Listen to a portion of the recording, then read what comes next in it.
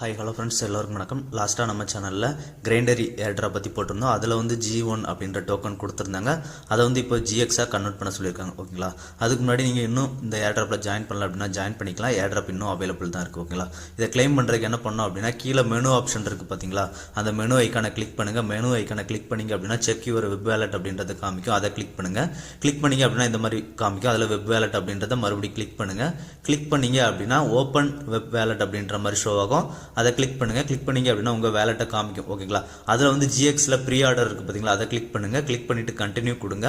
Continue கொடுத்தோம் அப்படின்னா நமக்கு வந்து இந்த மாதிரி காமிக்கும். இப்போ என்கிட்ட 280 இருக்குது. 280க்கு வந்து அவங்க 5 GX தான் கொடுக்குறாங்க. ஓகேங்களா, ஸோ இப்போ கீழே இருக்க ஆர்டர் நவ் கொடுங்க. ஆர்டர் நவ் கொடுத்துட்டு ஓகே கொடுத்துருங்க.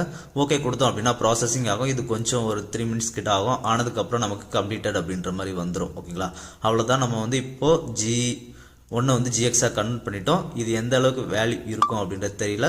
பின்னாடி